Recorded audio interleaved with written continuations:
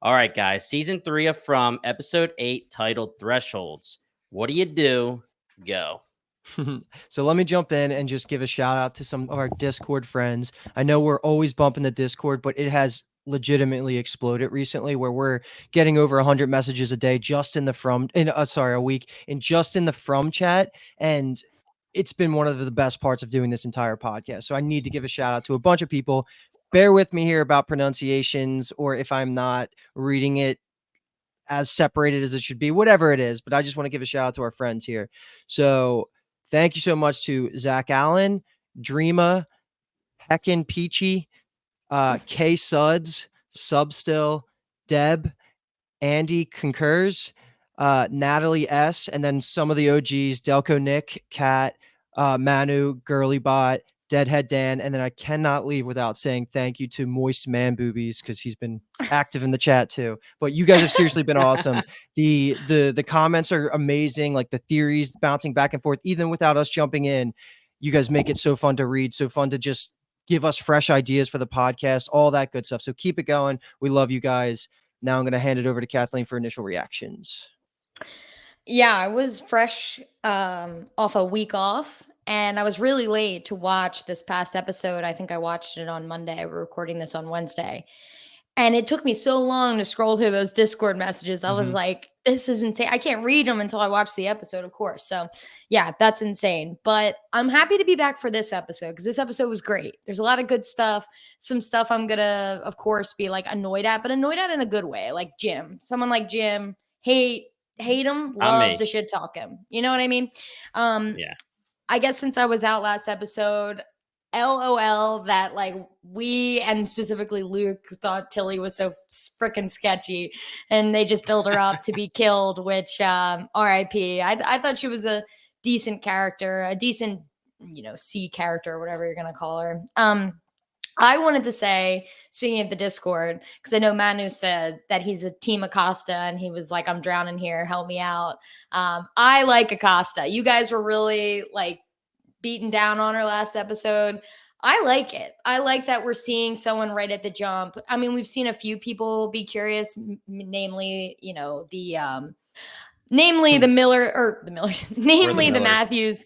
We got to see them go through this, but it's nice to see another cop and honestly challenge Boyd, because Boyd, to me, I'm questioning all of his decisions. I'm not like loyal to Boyd like I feel like I should be right now. And even Donna being like, the town isn't down with you right now. Like, you've been making some questionable decisions and bad things have been happening under, your tenure, and it's not going well.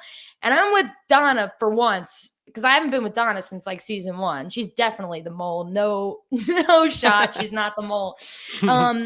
But we'll get into that. And, this had like 3 really good reveals. Julie with the rope blew my mind. The boy in white versus Jasper. I love that. Jasper basically means nothing. It's freaking hilarious. And then, the Elgin Fatima thing, of course, is crazy. So, we'll get into it, but this was a great episode to come back on after missing last week because it's been a little bit of a slow roll. So this one was heating up, and it was definitely the fastest episode that I felt like watching. You know what I mean? I was like, oh, it's over already, which is a good thing. So, Brian, what do you think? Yeah, I'll jump in here. I want to agree with you wholeheartedly about Boyd. This episode specifically emphasized how he is kind of starting to cherry pick when he stays disciplined to his own established moral code. You saw how consistent he was with, I forget the guy who originally went into the box. That was like episode 2 or 3. But those are the laws laid out. And back then, when it was a guy nobody cared about, he was just like, this is how it goes here. If you do something bad, you end up in the box. And if we don't abide by those rules, then we're going to have anarchy and everybody's going to be thinking they're the exception. Sarah is one thing. She was hearing voices and he genuinely thought she was a key to helping them solve the mystery of Fromville.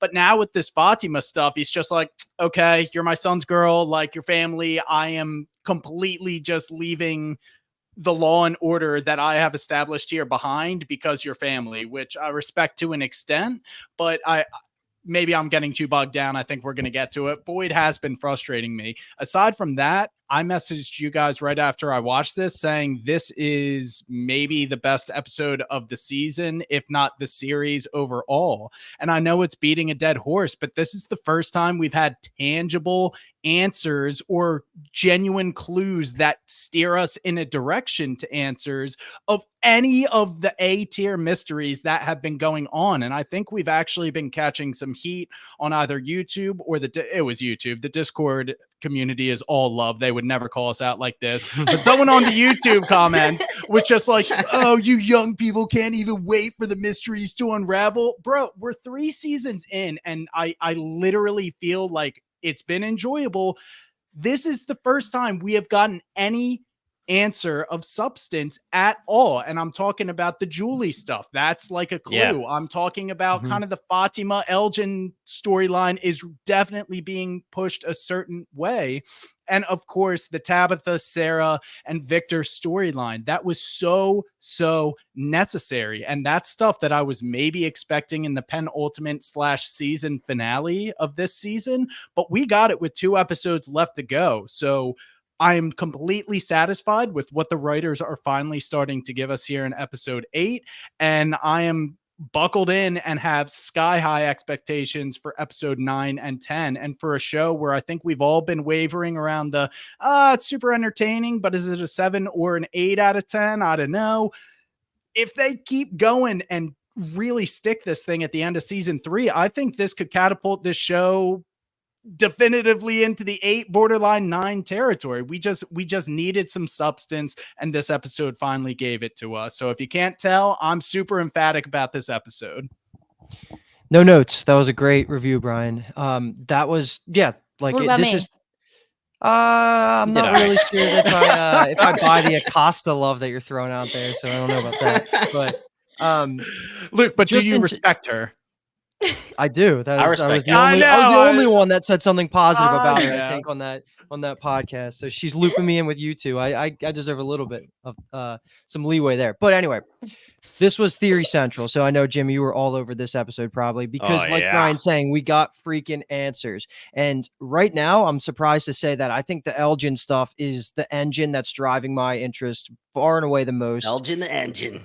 I almost want to say Fatima is back after the first podcast episode we've ever done where we completely took that theory apart last podcast. I'm almost ready to jump back on that train, but that's going to be its own discussion. It was a good episode, and it's coming off the back of, I think, the lowest rated episode of the entire series, not the season, when I was looking at IMDb, meaning last episode, which I was a little surprised that was in like the low 6s. Maybe it might have even been in the 5s, which is awful for this type of show. And then the last thing I'll say before I'll pass it off, because you guys kind of summed all my thoughts up.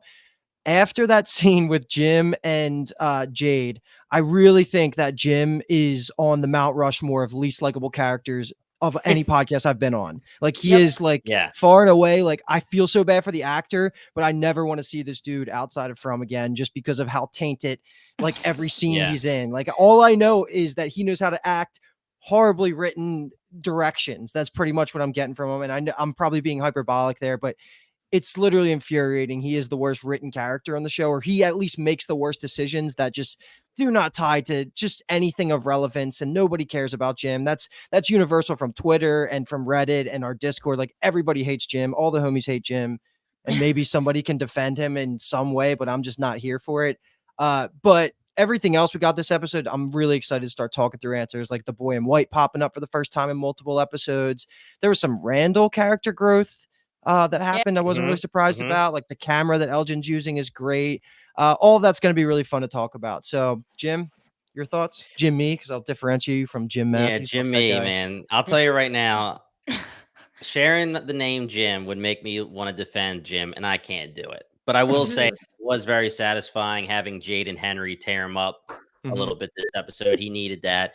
Again, I don't want to beat any dead horses. We already said that. Kathleen, Brian, Luke, you did very well with your intros. I will say that this episode was so necessary, so needed for the fandom. Brian, you said it in our text chat.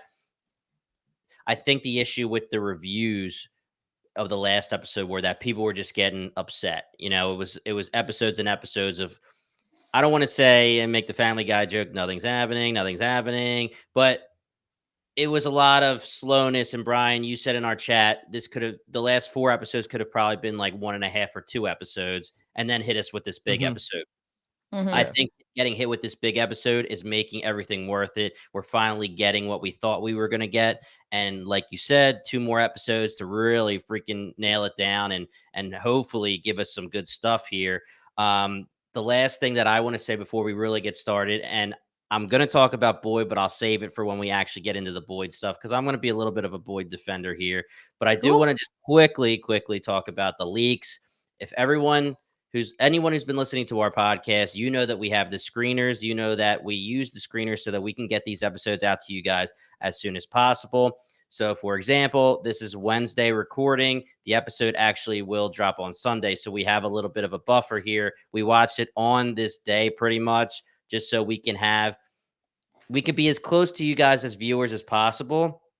Now, the reason that I'm bringing up these leaks is there's just people that are commenting on YouTube videos, TikTok videos, just throwing the leaks out there, throwing them left and right, and ruining the fun for a lot of people. We, as the podcasters, have never given any leaks. We hate leaks. We hate trailers. So we don't want any spoilers. So Mhm. I've done my best. I'm very involved with the TikTok. Our Discord has been awesome. I don't think anyone's ever really hit us with any leaks except for saying that they exist. And if anyone wants to talk, we'll talk off Discord, which has been awesome. The TikTok stuff with me being very involved, people are throwing it in the comments. The best thing about it, though, is there's just so many comments that I am blindly deleting things that I think could be a leak. So I don't really know anything. I haven't been spoiled with anything. I think I can speak for Kathleen, Brian, and Luke when I say that they haven't been spoiled for anything, which is absolutely crazy because it has been all over the place. So all I'm trying to say is this show is one of the best shows, I would say, of all time for theories. So don't ruin the fun with the leaks. Try not to comment on things if you can.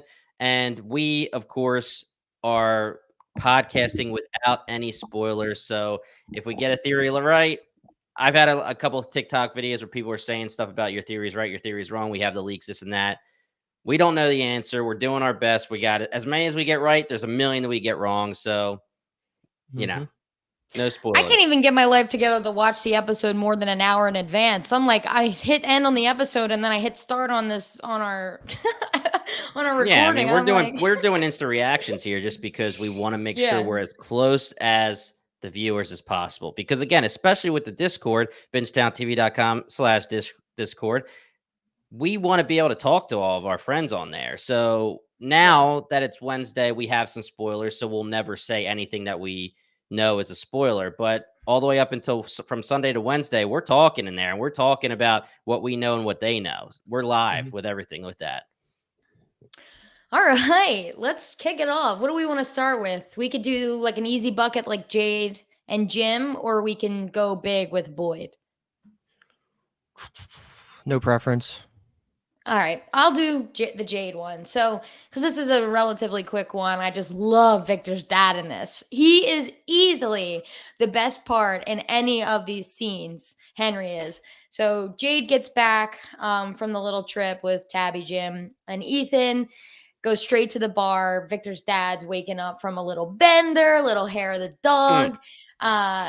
Jim shows up, and this is what I really want to get into to threaten Jade. Now, this is Luke already did the spiel. This is easily like talk about poorly written. The worst choreography of a scene ever. Like someone would be like, "Hey man, you go talk to your wife." And then the other person would wait a second and be like, "Don't talk to me like that." Like it was so like poor like Yeah. Jade is already out the door and Jim's like, "Hey man, we're not done here." I'm like, "What is going on?" I feel like they're marking it here. Not Jade. Jade was good. Something about Mhm. the chemistry here and the choreography. I'm like, someone needs to like throw out some more direction here or something. But it just made me despise Jim really because whatever. Go ahead, Luke. Jade had a great line here that everybody's been dancing around like he thinks he's above everybody else and he's the smartest. And I love his line saying, "What if I am? If it works, who gives a shit if I'm the smartest, figuring Yeah. it all out?" Why are you trying to take his resources and his focus away from solving answers to protect your wife? Like, I don't understand. It's not like Jade has ever actually been threatening directly to Tabby or anything like that. And I love the line where he says she's not 9 years old. I can't corrupt her. This isn't me taking Ethan into the woods or whatever. So all of that just really bothered me, that the way Jim acted. So I'll leave it at that. Henry was great in this episode, but I don't have any other notes for like this scene. Yeah. I just can't believe Jim is still talking like Tabby is not in a good headspace right now. Like everything she is still theorizing, like the stuff with the kids that she shares with Jim, he's just like, oh, she's crazy right now. It's like, bro, get the memo, man. It's time to like get on board or just like get away. Luke, I mean, I want to beat this dead horse because they have written him as such a one-dimensional character. It's frustrating. Every time he enters the scene, I'm like, okay, they're going to spend 3 minutes on him having a little temper tantrum, talking down and condescendingly to whoever he's speaking about. And then he's going to storm off with everybody pissed at him. And he's going to make everything worse and won't add anything. And sure enough, that's what he did again this episode. And I feel like this has got to just be like the go-to layup trope for a character like this. He finally revealed my dad was an alcoholic and I sobered up the moment I had Julie. It's like, yeah, the alcoholic parents, that would make anybody messed up. But it's like, you still suck, bro. Like Jim acts like there's almost no proof that anything weird's happening. Like there isn't monsters at night, or Tabby literally didn't go out into the real world and bring back Victor's dad. Like he's acting as if there's no proof of weird things, and he's gaslighting her into oblivion on things that's like anything can be true here. Like anyway, shout out to Victor's dad. The scene of him saying like, I'm speaking from experience. This is exactly where I was 40 years ago, like to the T, to the point where Tabby and Miranda might be 1-1. You never even know. But literally, I loved that scene for Henry, but no other reason. The first thing Henry says when Jade leaves is, maybe when you talk to your wife, you should shut the fuck up and listen. Yeah. And if this was Jade who said that, he would get up in his face and do that like bravado, toxic machismo. But it's like an elderly guy. What's he gonna do? It's like he's been around the block and he's just like, hey, some elderly advice to a young man. Like, come on, bro. Oh, they're having a hair off. I'm hoping he started off weak as hell in the first place before he even gets to the bar. You see Ethan run up the stairs. We find him later in the fetal position where Julie has to find him. And he basically just goes to Julie like, yeah, I'm going out. Take care of your brother. Again, where he does I've been taking care of this family. Ethan is literally like having some problems. And Jim's just like, I'm going to go to the bar and talk to Jade. Let's quickly do Julie and Randall while we're still with the Millers / Matthews. I wasn't on the last episode. I did listen to your episode. Julie and Randall is so interesting. I loved quickly. There's only one quick scene. Randall and Elgin's sweet moment. Again, a rare From moment where it's like, this was written correctly. This was like perfect little chemistry between the two. Randall, character growth, we'll talk about Elgin later, but it was very nice. Almost like they had beef on the bus that I didn't even remember. I'm like, oh yeah, right. He was being a dick on the bus. But yes, Julie asked Randall, should we go back there? And Randall's like, no. And maybe he had the right idea, but maybe, yeah. but it also kind of goes it goes against everything we've seen from Randall. There's never been anything that scared him off. He always wants to do something that helps solve the mystery. And this is like the first time he didn't do that. Maybe that's a growth moment, I guess, but it also felt against his character. That's all I have to say on that. Yeah. Since he got mauled by the monsters and has really been seeing the locust more and more, I have seen a character shift in him to be a little bit more cautious. Still wants to help and still one of the more outspoken people in Fromville, but definitely more caution. And I loved what he told her. Not only don't go to the ruins, Julie was trying to say there could be something that wants to help us there. That's why we're being drawn in. And he says nothing in this place is trying to help us. Right. Yep. Like it is all evil forces. Even if it seems enticing, everything is against us. I am inclined to agree with him, even if it could be a fluky thing that they discover that does help them. I don't think anybody is explicitly trying to help them. Maybe the boy in white, but I think he's even playing the fence right now. I mean, there's really it's just 3 huge buckets. So I think let's just jump. Yeah. Let's just continue this conversation with Julie. She ends up, like you guys were saying, she goes and talks to Ethan, is a good sister, and starts basically kind of just for the first time talking about her PTSD. And then she eventually leverages this conversation with Ethan to go to the Arches, despite what Randall said. Now, back to the Arches, if that's what we're going to keep calling it, or like the tower. I don't know. I was saying ruins, but The ruins. yeah. I like ruins Ruins are better. good, yeah. So at the ruins, predictably, I will say, once they walk past like the certain point, she flashes into the tower, into the where Martin was being tortured. We're calling that the dungeon, according to my notes. Ruins. me as dungeon. well. I like the dungeon. Yeah, okay. Love makes that. sense.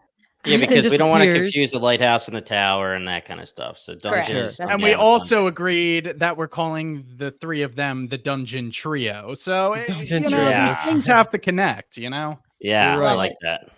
And just like the name, the Dungeon Trio, only those 3 seem to be able to jump in here, unless you're Boyd, I guess, too. Whatever, ignore it. They walk in, Light Ethan that disappears, torch, baby.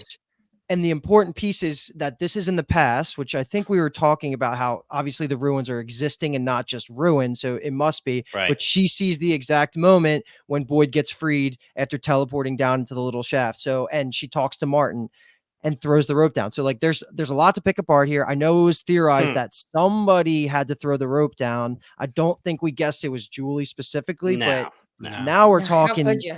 many time loops. I don't want to say that this whole thing is a time loop, and that's not going to be the grand answer to everything, but it's going to be a piece of it. And I don't know like how we're going to make that theory work with reincarnation versus like supernatural versus like the experiment theory. There's a lot of moving parts here, and this is definitely one of the most concrete pieces of information that's going to change the game for everybody.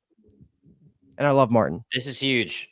Yeah, I love Martin too. I'm glad that we got him back. It's really big here because we did discuss when Julie walks into the ruins, will it transport her to the dungeon, right? We did bring that up. We didn't know if it for sure, but we guessed correctly that it probably would. None of us guessed that it would take her in time to when Boyd was stuck in the shaft and we would see. I did ask, do you think we'll see Martin again? But I only asked that because I was saying we're going back to the dungeons, maybe, not because I thought that there was going to be a time scenario here.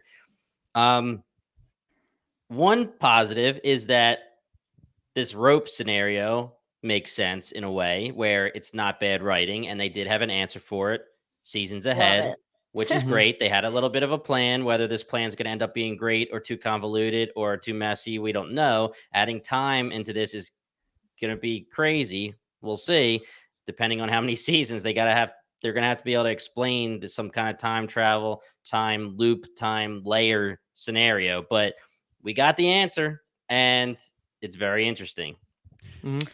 So after the dungeon, she walks out and ends up in the monster cave too. And that we can hear from the voices is when Victor and Tabby were exploring for the first time.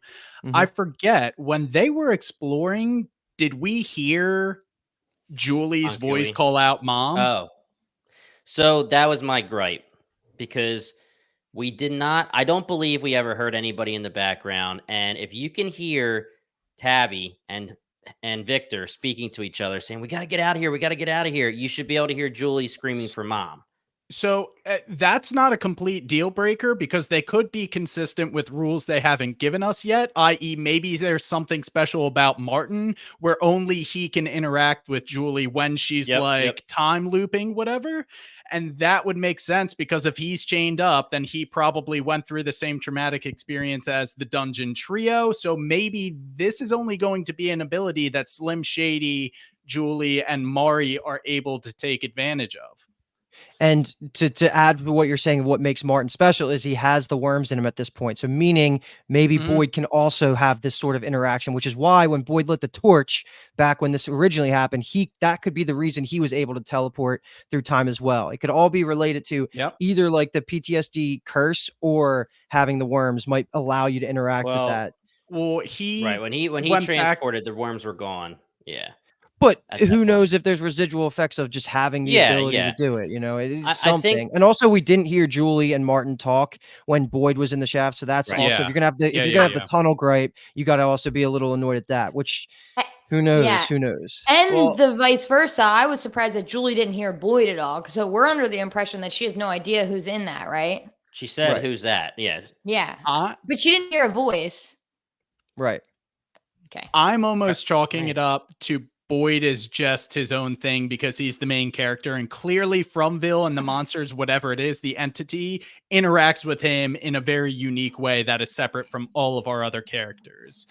Also, Martin knew Julie's name. Whether that just means Martin is in the know about everything, or I don't even know what else it could be. Maybe he, because of the time loops, he was someone originally from the town that knew Julie at the time that we're familiar with, and he's like ages in the future. I don't know. That would be a little bit out there, but Is he it knew a Ethan? name that means something. And Hey, it's buddy. Jade. That's the name that was in my head. So there's a scenario here where when you're time traveling, or however you want to say it, when you're being transported, whether you're going to be any of the dungeon trio, maybe you're going to be quote unquote like the worms at some point, and like this baby in the ultrasound, invisible to the normal townspeople. Meaning, you know, I would have been okay with us not hearing Martin and Julie's conversation if you're Boyd, because they kind of were whispering, not necessarily whispering, but they were kind of just like, they weren't yelling for mom like Julie was in the caves. Okay. That's where I was getting at. I mean, Mhm. Martin was like, "You got to get out of here. You got to get out of here." Julie was like, "Mom," like screaming mom. So if you can hear Ankui and you can hear Tabby and Victor talking to each other, you should hear a yell of mother or mom, whatever. So that's one thing. But I do think we could get into a scenario where I mean, we know that she did exist still and she was having a seizure in the quote unquote present timeline. Mhm. So Yeah. is she going to be some kind of vision, some kind of only in your own plane? I don't know. You know, it's an alternate reality plane. I don't know, but it's possible. And I'm sure we'll get some kind of explanation, I would hope. Is there a chance that the Phantom, I'm not gonna say Fatima, is also working under these same rules, meaning the Phantom is from the future going through their version of time transport. That's why only Elgin can see. I don't know what makes Elgin special to be able to interact with her, but the Phantom would be the equivalent of Julie here, where they're not actually being seen by the outside world. And that would actually kind of tie if the rules are consistent, and that also could be such a reach, though. But you know, there's something I there. mean, it's all time travel is crazy. It's Yeah. if we can try to get into it, it's like talking about Dark, which does it perfectly, or if you're going to talk about, you know, a million different things, Interstellar, etc. But maybe it's like a time layer thing where in Fromville everything is happening at once, but there's only certain times or certain places where they can overlap, like the dungeons or maybe the lighthouse or something like that. Otherwise, it's yeah, I don't know. I don't know if we want to get into the whole thing, but yeah, Julie having to throw the rope, is it making her special because she's like Martin and she's a time traveler now because she was one of the dungeon trio? Or is there a possibility that there's just time layers in general and maybe these hallucinations, like maybe even the guy against the tree or the Civil War soldiers, they're doing exactly what they're freaking doing, but they were just doing it however many years ago, and there's rips in, you know, layers of time where they kind of just pop up. It's what that is. But you know what I mean? It could just be like rips in time, unless you're in specific spaces like the dungeon. Like Martin being a time traveler or being like able to maneuver through these time layers. He knew Abby. He knew who Boyd was as soon as Boyd showed up. He knows who Julie is. Like he literally was like, Julie, what do you know, like, I don't think he was saying like, what are you doing here? I don't think he really, what did he say? Did he say like, good, throw the rope or something? Like, did he know she was going to be there? Or was it just, oh, hey, Julie, you're here, throw the rope? You know, those kind of things, I guess, matter. I didn't write the quote down, but he said like he needs the rope. Like he's like you need to Right. put that down there for him. Martin feels all knowing to me. And it's almost canon Ethan in my head now. Like 100%. Like, Julie, So what he are you just is doing like, here, girl? Ariana, what are you doing here? So he's just changing his name. He's like, yeah, I'm Martin now. Yeah, that's his middle name. I never liked my name, Ethan.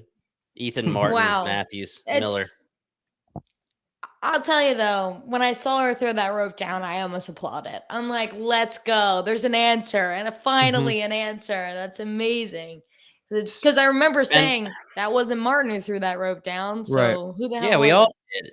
I mean, and it's also important to say for anyone listening, the exact timeline for when Julie showed up in the caves was when Tabby dug the tunnel, the house collapsed, and she found Victor in the tunnels. And Victor said the boy in white sent him there because he knew Tabby would be there, and you need to come with me. And it's basically them going through the tunnels when they're seeing the monsters. And she's like, holy shit. And he's like, you got to keep going. And then he sees Jasper. And then, of course, the Ankiwi children, and then she hears Ankiwi. This is the first time that Tabby's having a vision that anyone else is hearing these children.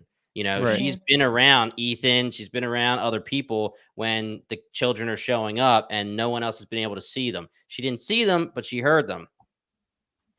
Love Ankiwi. Yeah, that opened up a whole new layer to this show, and yeah, I feel like everything is different now. And I guess we don't need to, like, unless you have anything specifically theorizing for Julie, Jimmy, I think we can probably just move on to our next bucket because it's all going to loop together at the end for like any grand theories. Now our choices here are, let's just go right into the, do we want to do Fatima or do we want to do, let's do we do want to do Sarah the and Victor because I feel like Elgin is going to be, and Fatima are going to be the big ending. Yeah, and for that stuff, just to cue it all up to start this conversation, it pretty much picked up where we left off. Victor is unable to talk to Jasper, and he's having the revelation slowly through the help of Tabby and Sarah that he had to go to the basement of the church. That's where everything happened. That's where his sister Eloise he thought was hiding, or he was going to go look for her there. And then the big reveal, which here's some freaking proof that we know nothing because we've been theorizing, wasting all this time talking about Jasper, and he's not even real. It was the boy in white. So like, there you go. Why we have wasted all that time doing that? But that is the kicker. We never once guessed that it could have been something else, but I do love this answer. And I guess my first question to you guys is, are you taking this like Victor and Christopher were seeing the hallucination of the boy in white that we see in like the modern time from Ethan's perspective, or was this the time period where the boy in white was actually alive and that was a physical person? Is this like his original life? It's a vision. I took it as the former. It's a vision. Yeah. Mm-hmm. Okay. Because he was just like listening to a little kid. Yeah. Well, it'd be funny if the kid just walked around constantly wearing all white and he's just like, I'm the boy in white. Yeah. Well, that and then like laying down huge, like just like spitting facts about the place. Yeah, it's crazy. Mm-hmm. And here's some things just to throw out there. He says the answers at the end are at the beginning, and I think that's consistent with what we've been told from like the showrunners that if you really pick it apart, the answers to this entire show are in the pilot. So we don't know what that means yet, and hopefully it's vague enough where it doesn't become obvious before the reveal happens. But that seems to connect with what we were told, like all behind the scenes. Yeah, I took that quote more along the lines of almost the story that I told last podcast episode where these children we know are being sacrificed. We know that their loved ones sacrificed them, quote unquote, killed them, whatever. I'm taking that like that's the start of the story when he said like it goes back to the beginning. So I'm taking it like that's where the story starts, and then we get some more information from the boy in white. And yeah, I'm completely with you, Jim, because the boy in white wouldn't understand the context of the beginning of this show as the pilot of this show. But it could be a little hint, hint, wink, wink from the writers. Look to the beginning. Remember at the beginning of BingetownTV as a podcast when I used to be the quote guy? You used to look for a quote and I used to have the quote. I have this entire paragraph and I think it's worth saying. So I'm going to go ahead and do it. Nobody say anything. Hit it. The answers to the end are at the beginning. It started with the children, what the people they loved and trusted did to them. The children were born in the dark and murdered in the dark, but someone who loved them told them a story that gave them hope. And when the children laid on the stones, they poured their hope into the roots that made the symbol, and those roots became a tree. The boy in white told Christopher that to save the children, he would have to go through the tree. He wouldn't listen and he got angry. And then he says, I told my mom, Miranda, everything. And that's when we lost her. All of that, Jimmy, I couldn't agree more. I think that has a lot of overlap in the story that you were telling from the cave paintings in our last episode, 100%. But I almost want to tie it into the Fatima from that line that says they were born in the dark and murdered in the dark. I think something is digging its talons into Elgin, saying whatever is growing inside Fatima, something that will be born in the dark, needs to be birthed. Therefore, it has to be murdered in the dark. And maybe that is a way to sacrifice. You've been saying there's a ritual that has to be fulfilled either for them to leave, or it could have a dark spin and they fulfill that kind of thing, sacrifice on Kui, that kid, and maybe they all turn into monsters, whoever takes part in that ritual. But I think the key is this Fatima child that will be born in the dark and murdered in the dark. Totally I love that. I love it. So this tears up a lot, but it gives us a lot and it helps a lot of things too. So number one, we obviously were talking about the scenario where Jade is going to talk to Jasper and Jasper's going to tell us the story because Jade is Christopher reincarnated.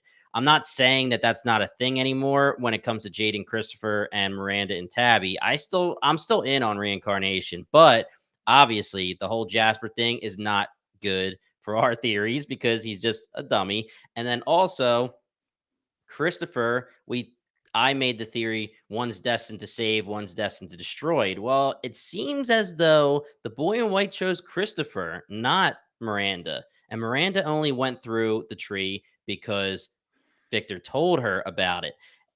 Did she fall and die similar to Dale because she was the wrong one to have to go through that tree? Was it supposed to be Christopher and he chose not to? And Victor just so happened to tell his mother, who, yes, she has some major connections because she had her visions. She had connections to Fromville, but was she not the chosen one to go through the tree? And because of that, did she just fall from the sky like The Rock did when Victor first showed it to Ethan? Well, it kind of just popped right back out. But whatever it is, did that kill her? Is that why she was laying there dead when Victor found her? Very interesting. I felt so good about one's destined to save and one's destined to destroy, and that's definitely not a thing. So that is a huge revelation for this show. I don't love Miranda not being a chosen one. I agree. I mean, I really don't. But some would say, was Victor meant to hear that and tell his mom? You know, I mean, we don't know why she died. We don't know if someone stopped her. Like, again, if the entity is a thing, say we get to this point one day where it's Jade and Tabby as the reincarnated ones, or even Boyd, or whoever the hell it is, and they have to go through the faraway tree and they have to get to the lighthouse again and they have to do something about saving the children.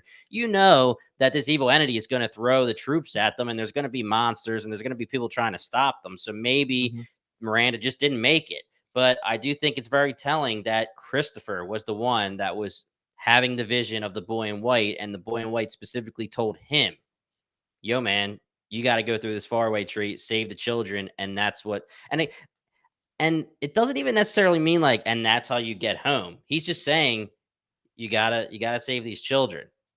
And when he pushed Tabby out the lighthouse, he said, this is the way it's got to be. Like, it could be in the same vein of that way of thinking where he knows the end game, or at least point A, point B. He knows how to get to point B. And no matter how, if things get messed up along the way, chaos happens, everybody in the town dies, sort of thing.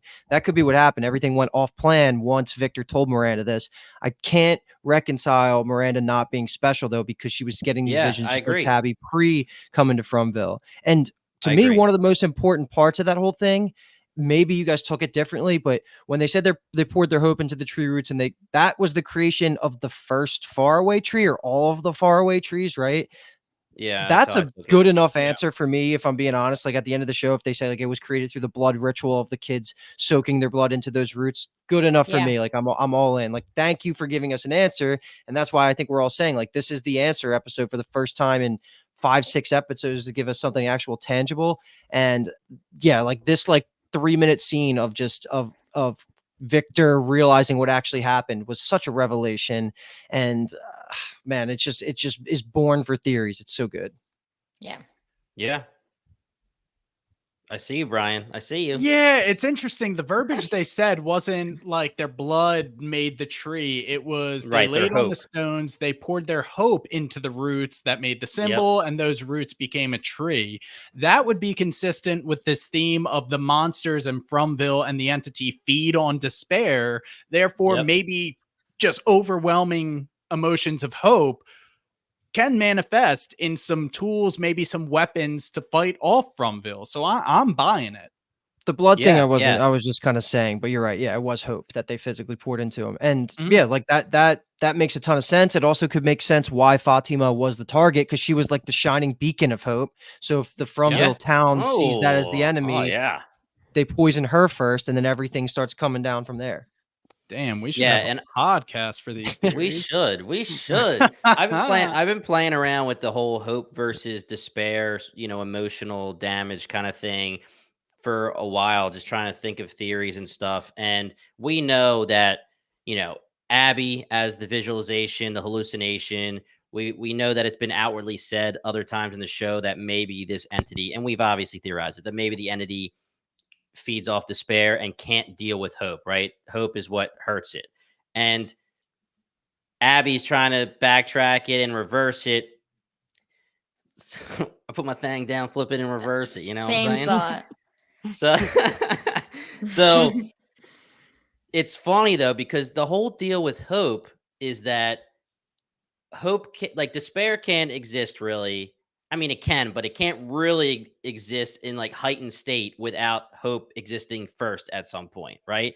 So maybe the reason why they're able to keep Boyd around, or they want to keep Boyd around, is because if you have adults that just like straight up lose hope and they just become emotionally like drained and they're just like, hey, I'm going to die here, that might not be the right kind of despair that the entity can feed on, right?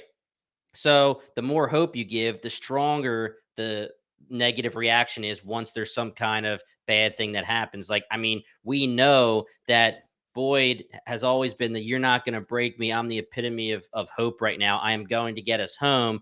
And they're probably living the dream whenever they do things to him, like feed on Tien Chen right in front of him, or take the keys and say, "Here, you can have them, but you got to leave Randall." My wonder here is, maybe there's no children in Fromville, or maybe they're always the target. If we're going to say kill the boy is actually Ethan, maybe they're the target because children are so much easier to like regain their hope. You know what I mean? Like they're always like able to.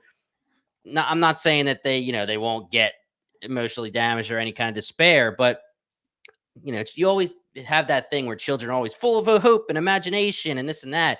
Maybe that's the whole deal, where children are the enemy almost to this entity because they're always so full of hope, and it's hard for the entity to take that away from them at all times. I mean, having these 7 children, having them be sacrificed, and then the hope being put into the tree, that could be our answer, like being concrete here, that fully their way out slash to hurt this entity is hope, and they have to figure out how to manifest that in the right way.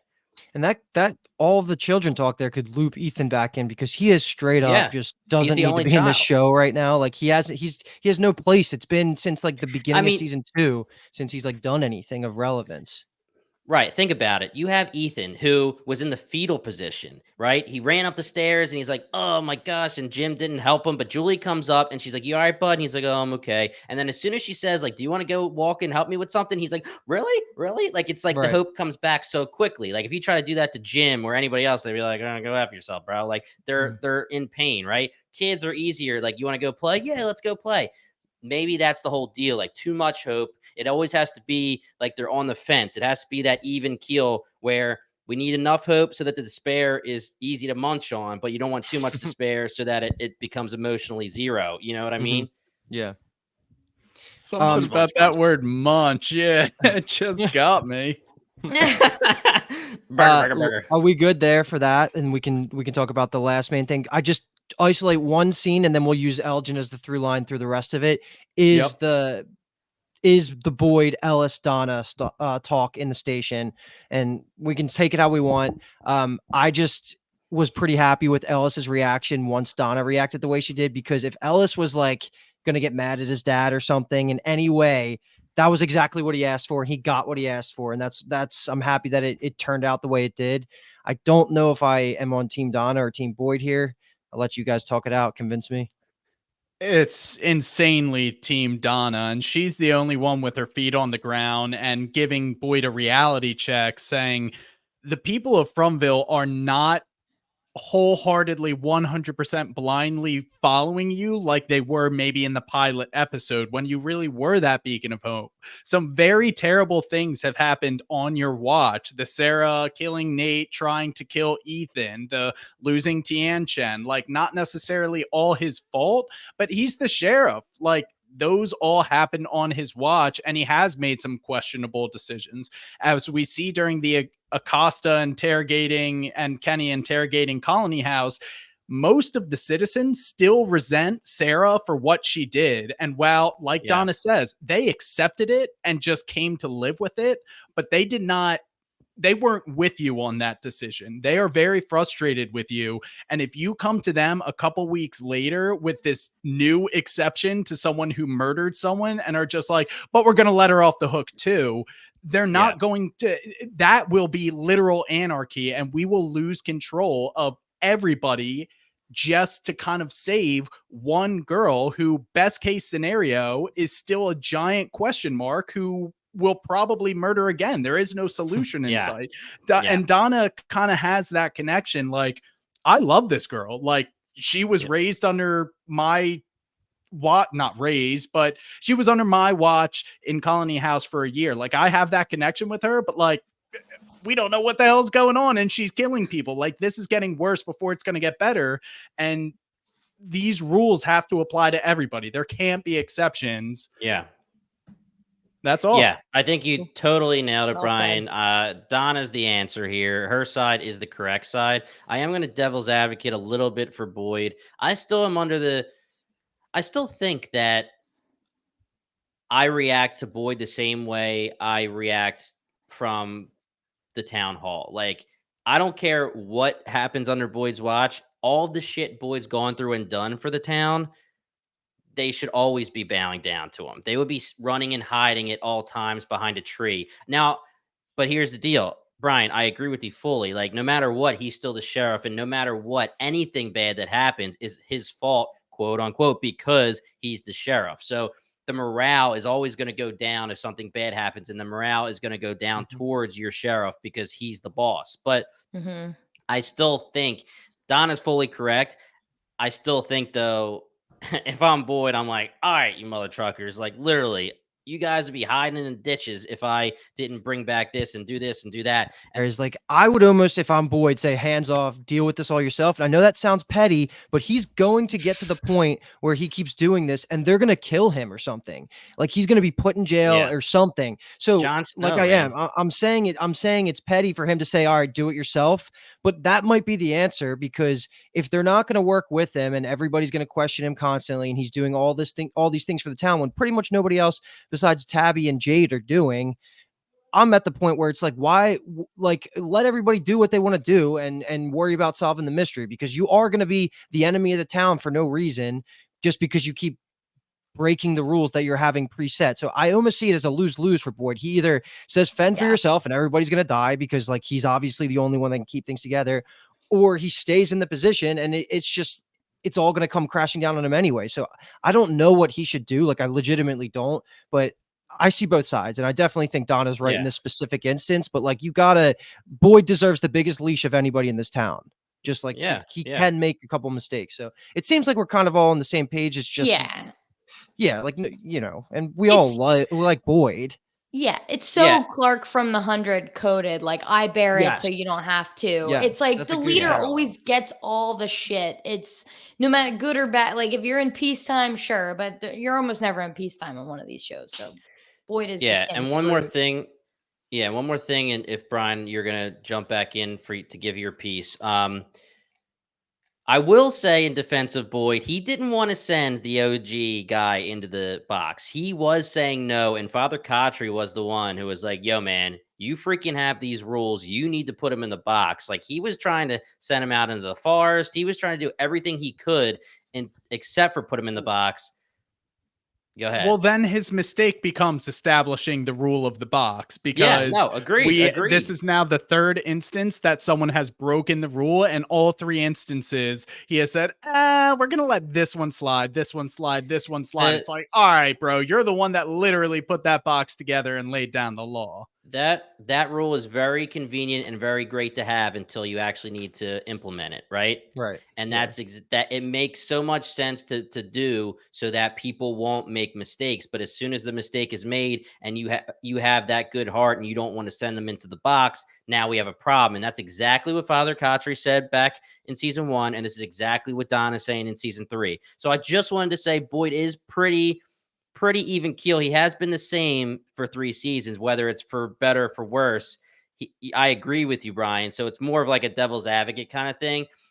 If we're going to be almost done with Donna, I want to ask you a question, Kathleen. So Fatima, we're going to talk about her obviously in a little bit. She is either turning into a monster. Well, not anymore. We know that she's going to be having this baby that doesn't belong to her, right? So Mhm. does she turn to Fatima after that? I think that's what you might have been getting into, Luke. I don't know if that's what you were alluding to earlier in the pod. We'll talk about that too. Mhm. But my question for you is it seems that Fatima is whatever's happening to her, the entity wants it to happen to her. So if Donna's a mole, like we're joking, why would Donna want to send her into the box? Why wouldn't she be on Boyd's side about like save this girl? Whether it's Luke, Brian, Kathleen. I know you were Kathleen, you were the one who jumped in on the mole thing. So I mean, it's a good point. I think it's maybe if she's truly the mole, who knows what she knows that Elgin's already doing his thing and getting her. You know what I mean? I don't know. You're right. This scene doesn't quite give mole for Donna, but this woman shows up every time something no, she important does. is going down. And whether that she's just I mean, poor Donna, if she doesn't even mean to do it and falls into all these issues constantly. But Huh. I mean, you're right. It doesn't quite line up, but I'm not ready to give away Donna being a mole yet. But Yeah. I don't know how to I debunk mean, it. honestly, she doesn't have to be a mole for the big old entity. It could be, I mean, it would be, I don't know. Could you really bring about other people into this story after maybe if you do it in the next 2 episodes and then say there's 5 seasons, maybe you can flesh out some more people, but there's other people she could be a mole for, but yeah, well, I guess we'll just have to see. I have put all of my eggs in the basket of the girl who had the glass shatter in her Yeah, eye. right. I've been Yeah. calling her Clara. I'm 99% sure that isn't her name, but for the sake of conversation, her name is going to be Clara. That's my mole. Otherwise, more likely, I And think, Jimmy, Tilly. you're right. There, RIP, rips in the chat. Otherwise, though, Jimmy, I do think you're probably right. This dark entity might just be omnipresent, has eyes everywhere, can just feel everything that's going on, has it on lockdown. Everybody that comes into Fromville, everybody who dies in Fromville, their entire backstories, like there's just a supernatural component that would be able to Dark explain. one. Yeah, they know everybody. And let's Yeah. just loop this into everything because we are talking a lot about Fatima and Fatima's role in this because like just running through a couple of things that happens to get us to this part is he goes and he does a transfusion or he collects his own blood, which I don't think we saw Yep. any payoff for that yet, but that's going to come into play into this room. So he collects his own blood and then he goes at the behest of this camera taking pictures that shoots out new information to him in direction form. Not really sure what's going on there. He keeps getting directions on what to do, and he's blindly following it. I don't think we have any Dude, indication of why yet. so the problem is the thing that you said last episode is Fatima slash skinny scary kimono lady better not be having conversations with Elgin off screen, right? I honestly think that that's what's happening. I honestly think that Polaroid instructions are additional to Elgin speaking with Fatima Kimono lady because it just seems like yes, he's having some conversations. We know that this freaking kimono lady can talk to him. She's talked to him. So why does she have to Mhm. send him pictures like that? Unless she is just saying like, "Hey, you're going to go to the cellar. Here's a picture of it. Follow the freaking whatever and you'll see the picture of the cellar. That's the cellar." Or here's a shed. Like you sent him a picture of a shed. He can't find Fatima because of a picture of a shed. They said Mhm. it's He needs like instructions. a multi-hour hike to get to that shack. So that's Yeah, there's been my no biggest way that gripe. he's not given instructions. So that's the problem. I feel like that this kimono lady is giving him W- instructions I on the hate side. that, dude. And I hate that Yeah, so well, much. I know. I can accept that until that's been proven. Agreed. What kind of reels me back in is the final scene in the cellar. Elgin seems to not be in his right mind when he is just full on being good hearted Elgin. He seems like a friendly enough dude, has his wits about him, but now he's going full on psycho, just blindly taking orders from the Just like entity. Sarah. Yeah. Fatima, like something is kind of like directing him in the background, like the depths of his head. Like he's not 100% himself. And can I extrapolate that to maybe something is just intuitively leading him in the direction he needs to Okay. go to locate the cellar or the shack? And I wouldn't 100% be satisfied with that either. But like I said, I am putting my foot down and saying him and Fatima are not allowed to have off-screen conversation. He did Not having know it. he knew about the water too, like the place where they all hang out, like with Yeah. Yeah. intuitively, right? Like that could also That be was for kimono lady. So that's yeah, good but Yeah. whatever's news. driving him could be the same thing that he Well, that just was his has dream. information. Yeah. Okay, Yeah, yeah. that was his Elgin dream. Go ahead. Elgin wasn't like, okay, Brian, I fully agree with you about Elgin because in the scene where he's literally dragging her by the feet down the stairs and everything, he's not distraught about it. He's not like, I'm Mhm. so sorry, I have to do this. It's so like, yeah, this is, yeah, I gotta do it. Like It's for so the baby. Yeah. sociopathic. Whereas Mhm. we've seen him distraught in other Yeah. scenes, other episodes. So the whole time I was thinking the same thing, Brian. I'm like, something's not right. This is either again poorly directed, but I'm hoping it's more. There's something. There's a reason why he's acting like There has Yeah. to be. ill.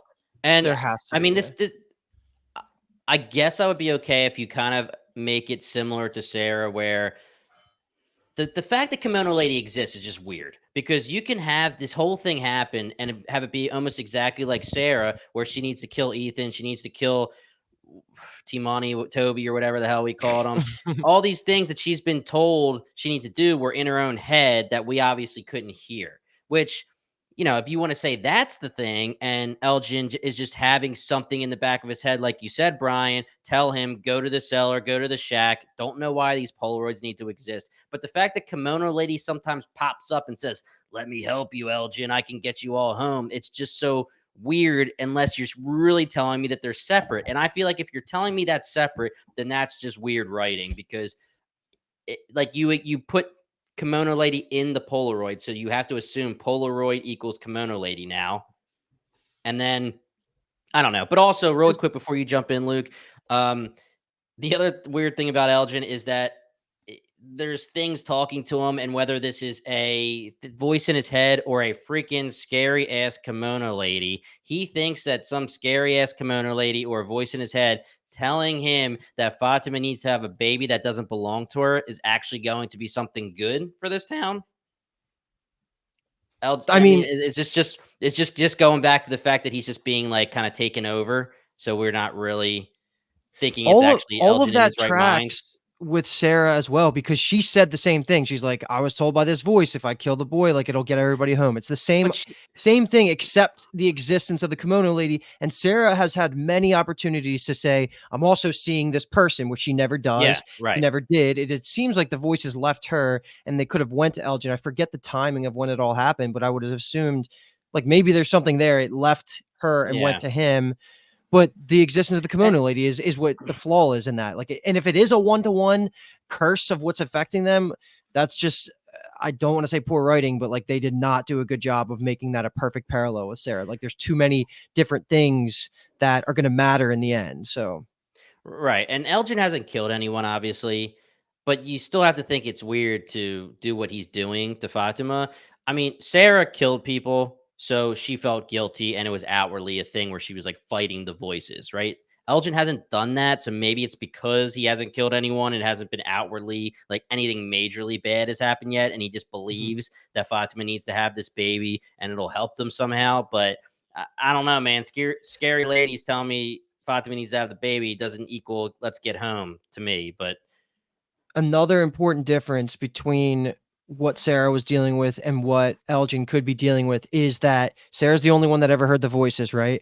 We saw for the first time, this is an underrated moment, Fatima saw the Phantom.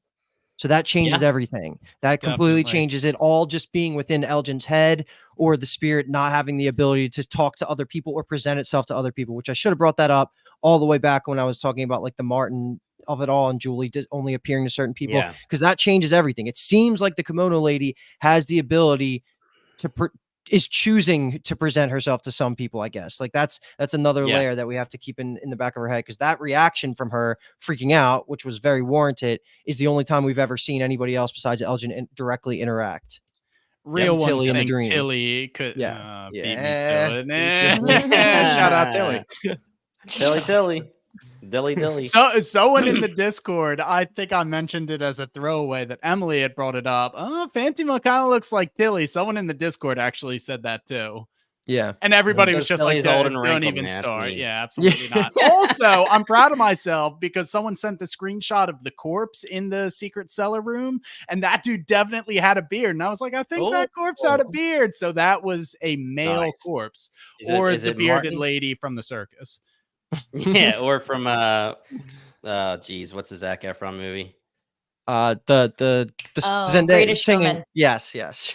What This is is it? the The greatest Greatest show. Showman. Yeah, there you go. So, Yeah. yeah, I guess it So, makes that body more likely to be Christopher than it to be Fatima well, from the Christopher didn't have a future or big. Well, something. yeah, maybe. Yeah, because how long are you gonna have to be in that cellar? Like, are we gonna get a time jump, or is Fatima is like she gonna have this baby? Is she gonna be saved?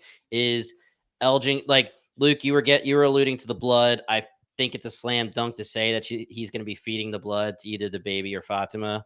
You Mhm. agree with that? Yeah, yeah. Yeah. Because the picture we saw in the Uh, Polaroid was literally the transfusion of blood, right? In which it wasn't actually something that was taken a That's picture of. and Did that's what it's funny. Like it's just like unless something's telling him, which it has to be something, whether it's Kimono Lady or not, something has to be telling him because he knows to go to the clinic, go get the stuff. He knows what he's doing, which that freaked me out. I wouldn't be able to Yeah. do that to myself. Yeah, yeah, But yeah. I'm not. I don't even care about needles. Like I'm totally fine giving blood and all that stuff. But doing it to myself, that would freak me out because I'd be like, am I gonna miss? Like I'm not a professional here. Yeah. But anyway, just like a picture of like blood and he's like, okay, I guess I gotta, well, whatever. Yeah, the Polaroids are just weird unless somebody's actually explaining to him. did Yeah. did we actually 100% see what the final picture that was developed from the Polaroid was? I think we assume So it's the shack, but One did of it the show? it 2, because there was right multiple this it episode, but the one Right. we saw the it transfusion flashed the bag. outline. Is that what it's called? I don't even know. I don't know We medical saw terms. we Yeah. saw Blood bag. yeah we saw the blood bag. We saw like the outline of the shack. That's why I just assumed it was the shack, and that's how I Okay. knew to show up. It was as it was developing. I before we move on, Luke, talk to me about Fatima and Kimono Lady. Are you thinking this is a Julie time loop thing where it's Fatima coming back or something, or do you think it's just what Fatima will turn into after she does or doesn't give birth to this baby?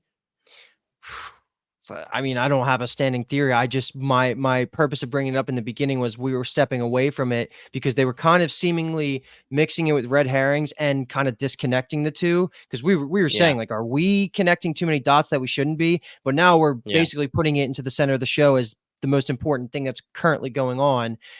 I don't see how they're not connected now. It doesn't necessarily mean it's her. It could be the baby, but I don't know what side I'm leaning on here. So my biggest question is like, say she gives birth to this baby. Are we gonna get like a Voldemort on platform 9 3/4 kind of thing that has to Literally. freaking grow up? Or like how does this like, what we get a baby monster? Who's gonna take care of a baby? Is Elgin gonna take care of a baby monster Who's gonna till it's take 18 years old and can start biting people? Like what the hell's going on? Yeah. I don't know what this baby unless it's fully what you're saying, Brian, which I kind of like birthing this baby that's not necessarily a monster baby. It could just be like, somehow it's invisible to the ultrasound. Whatever. Entity can control the ultrasound if it really wants to. But say Elgin saying this baby's not yours doesn't necessarily mean like it's not her baby. It could just mean just like what Thomas said to Jim, these kids aren't your kids anymore because there are sacrifices, right, Brian? I freaking kind of like this baby being birthed to be a sacrifice so that we don't It's have to worry about having to wonder how this thing's going to grow up into a monster. I don't know. something about that line, born in the darkness and killed in the darkness, leads me to believe that Fatima birthing it in Fromville is part of the equation here. So Yeah. I'm not sure that 100% connects to Thomas saying they're not your kids, they're ours, other than I think that Thomas just loves messing with Jim, which, come on, I Right, like right, doing right. that too. Me I'll too. be Team all, Me too. Thomas. Thomas might be Yeah. my favorite character. Deadass. Thomas. Move over, Jade. I think the straightforward answer is that we're supposed to think that is the next sacrifice. I don't know if Fromville needs like almost just like a pick me up every decade or something like that, where a new kid needs to be birthed and basically killed. And the only way to keep this kid being born in the darkness, sacrificed in the darkness, is bring Fatima to this hidden spot, feed her the blood from Elgin, preserve her, force her to live and eat and get nutrients, give birth to this kid, kill and sacrifice the kid. Fromville curse lives on. I don't know if This that's what we're sounds supposed like to think. 2024 in America. It really does. Is that what we're supposed to think, or is that just like the most likely theory that we're just digging into? I don't know, but that's where my head's at right now. Don't know how that connects to the kimono lady. That almost makes it seem more likely that Fatima turns into her after. Yeah, here's something I just thought of. We've actually never seen what the monsters look like in their mid desiccation form. If we're going with the theory that they were once human and were turned into monsters, like maybe it's a 1-for-1 child sacrifice creates one monster from a human, and maybe that could be Fatima, and this Fatima kimono lady we're seeing could be like the intermediate pre-full-on monster phase of like the transition from human Fatima to monster Fatima, and it's like, save me. I Okay, don't know love how that. that lands them home. Yeah, I do but like that because To bring it back ahead, up, Luke. I've said this a couple times. The showrunner said it's important why the monsters in monster form look the way they do, and they said we will get an answer for that. I don't know if they clarified this season, but there is a reason, and that could kind of play into what you're saying there. Yeah, I do like that. Maybe I could petition the people in the Discord to do this for us, but 7 Ankui kids, how many monsters do we have confirmed? Because it is always the usual suspects. My favorite is the milkman. We got like the sheriff monster. We got like the 70s hairdo monster. I think it's been confirmed up to 12. I think it's been confirmed up to 12, unless I'm making this up. Because Jimmy, there what the are hell, man?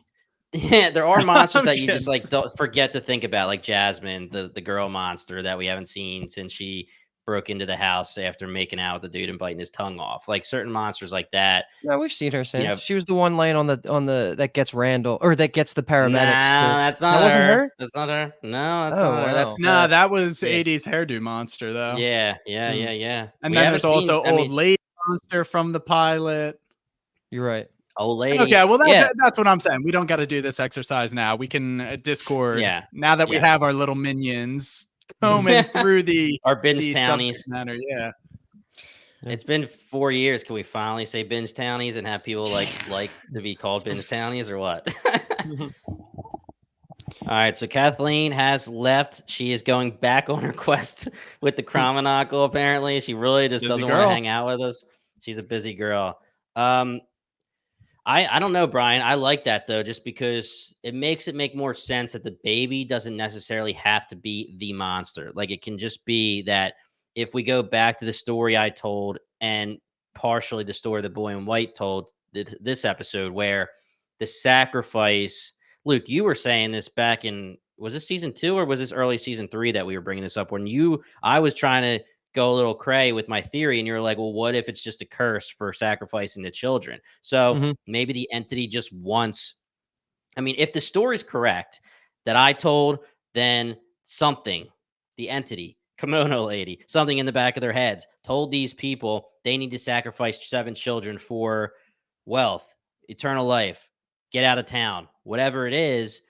And maybe anything, the entity can talk to anybody probably. So maybe this is the sacrifice. Maybe the entity knows that just one sacrifice will equal another monster. Whoever sacrifices this baby will turn into the monster, not That could necessarily the work. baby. You know what I mean? So we need one more monster. We need to replace Smiley. So this baby needs to be born, but then the person sacrificing the baby becomes the monster, not the actual baby. Meaning Elgin, or meaning have Fatima give And birth I mean, and then have Fatima be the one that kills the baby? I would say that it would have to be Elgin being told by whatever this kimono lady Yeah. or, the back of his head, "Hey, you're gonna have to sacrifice this baby now. This is what's gonna get us home." Mm-hmm. I like And it. it's the And same as Sarah, kill if Ethan. if the seller is any indication of like it's specifically like this process needs to happen in the dark here, that person that's in there could be the how would that work though? Like how would that the person like maybe a new monster hasn't been created since the death of that body in that room, which would mean that it wouldn't be Elgin turning into the monster because that's a guy. So that I don't know. I don't know how it all connects, but The like that's could be also some indication. maybe the answer to like why these monsters wear what they wear, meaning the milkman and the librarian, the old lady, whatever it is, we're talking about the 50s, 60s attire. Maybe a monster hasn't been killed since then, and there hasn't been a need for a renewal of monsters since Yeah. then. That's very These true. don't these cursed monsters don't necessarily have to be the OG monsters if we're correct with the cursed people turning into monsters. Maybe there is an OG version. There could be one of the 12, one of the 7 that are from the original sacrifice, but then some of the other ones that look like the milkman or whatever, that's what he wore. He was giving milk away when he sacrificed the kids. I don't freaking know, but That's Here's true. something I also just thought of, connecting this all to Sarah and when she was hearing voices saying kill the boy.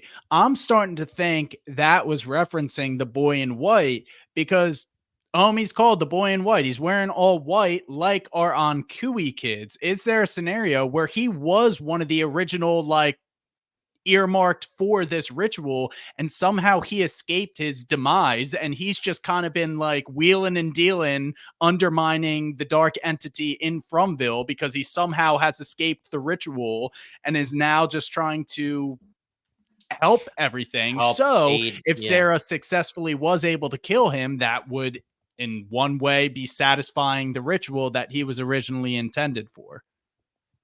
I like it, So but he the would only still need to be supernatural because how else would he have been yeah. able to persist through all this time? And if it wasn't through the ritual, something else would have had to happen to him. Well, he is supernatural. Right, But right. So you're you're saying saying he why it's dodged the supernatural. ritual. Yeah. Would he be So supernatural and not so just a little my boy? Well, going along with my theory, if these kids have to be the ones that are born in the darkness, i.e., what Fatima's trying to birth right now, then there's got to be some supernatural special thing about these kids. You're right. Okay, so you're saying that all the kids are born supernatural and then they're sacrificed. I mean, the only problem, and I have seen something very similar to this theory before, and the big issue that everyone has, and I kind of agree, is why wouldn't there be 8 slabs? Why is there 7? Like you would think that if he was one of the ones that was supposed to be sacrificed, one of the slabs would be empty, whether it's from the cave painting or what Jade saw with all 7 of the children speaking on Kui to the actual symbol roots. Why wouldn't there be an empty slab?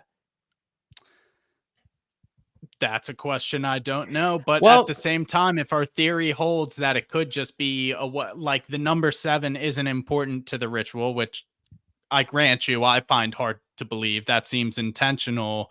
But we're talking, Fatima is only birthing 1. That would be a 1-to-1 yeah, yeah. creation of one singular monster. And maybe it's about backfilling the monsters that already existed. Smiley got taken out, therefore we need one more. Mm-hmm. Yeah, yeah, and actually, I need to look at this picture again.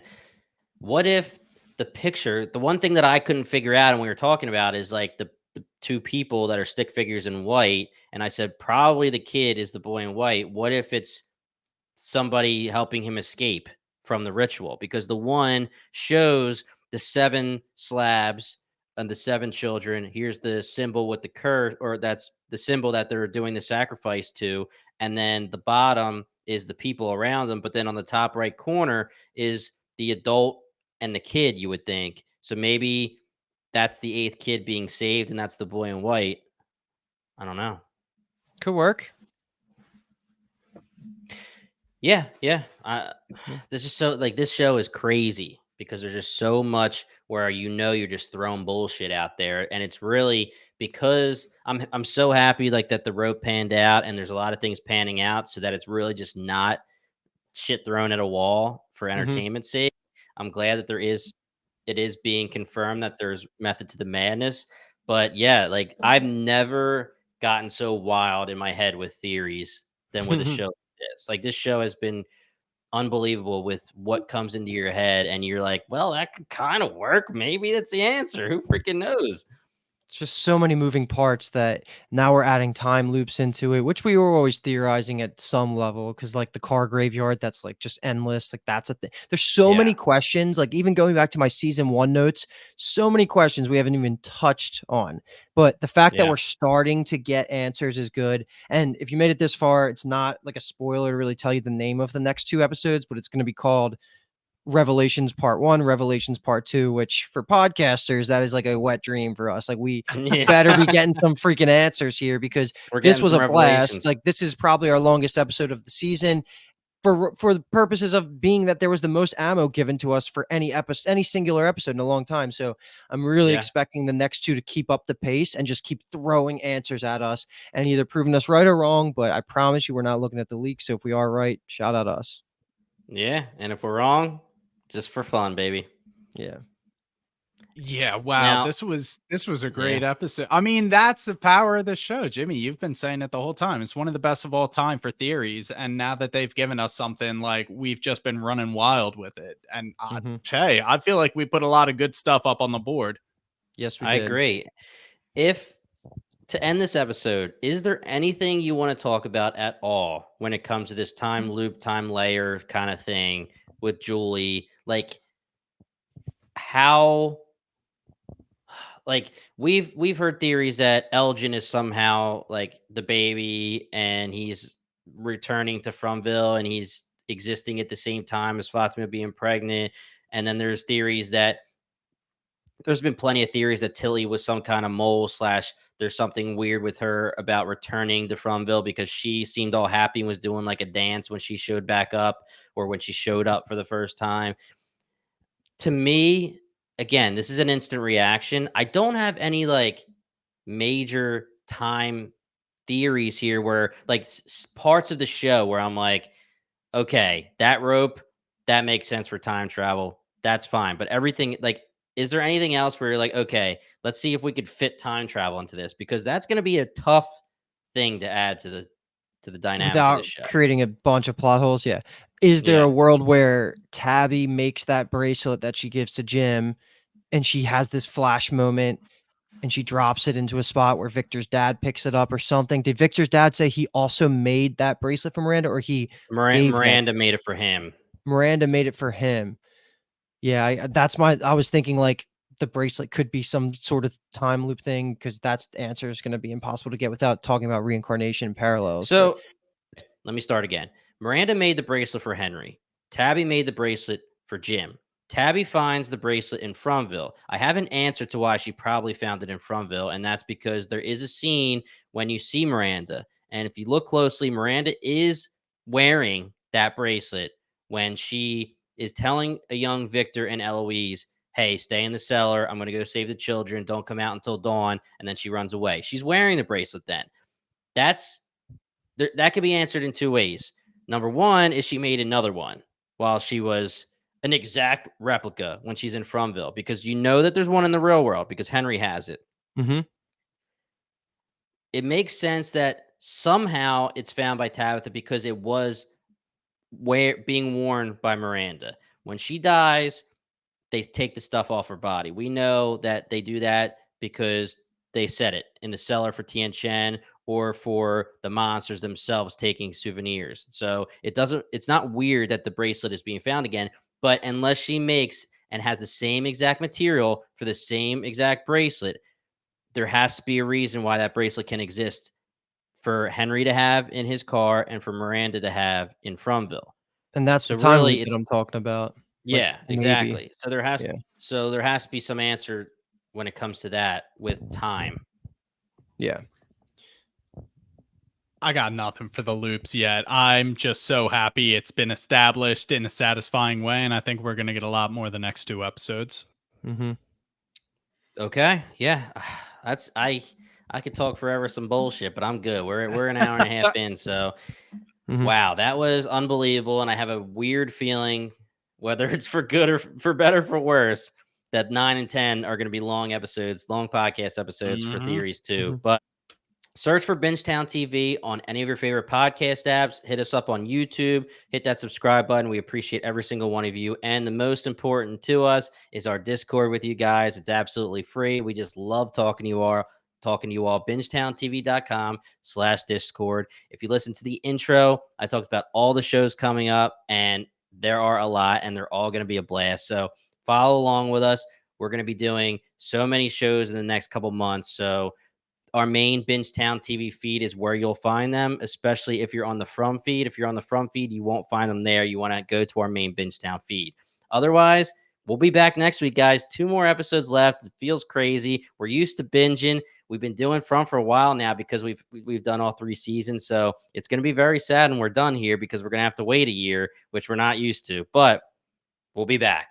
Once again, we are Bingetown TV, and thank you so much for listening.